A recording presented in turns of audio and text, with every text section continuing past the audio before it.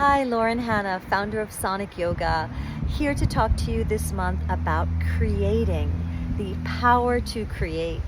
So in the karmic cycle, we have those beautiful phases of birth, life, death, and rebirth. Birth is all about creating. It's all about drawing in the energy of manifesting.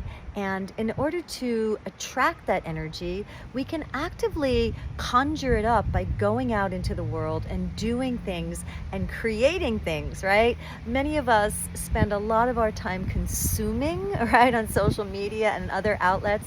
And the beauty of creating is that it sort of like gets our creation muscles working so that when we do something simple, like create something, a work of art, when we sing, when we dance, when we create something beautiful with our food or in our garden, or do some sort of a brilliant writing project or write poetry or whatever creation comes to us, right? As yoga teachers, we are extremely creative because every single time we teach a class, we are creating an experience for our students to go through.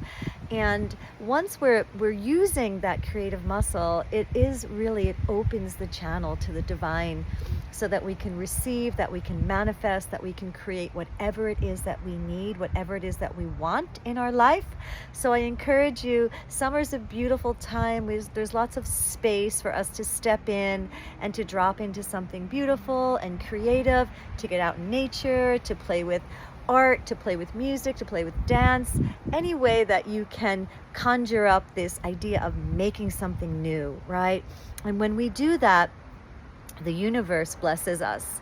We get into the flow of creativity, and then all of a sudden things come to us, right? So if you are interested in learning to create, a beautiful way would be to join us at the Sonic Yoga Teacher Training Program, because in that training program, we teach you how to create a transformational experience for your students and also for yourself.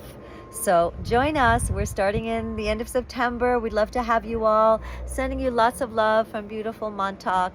Namaste.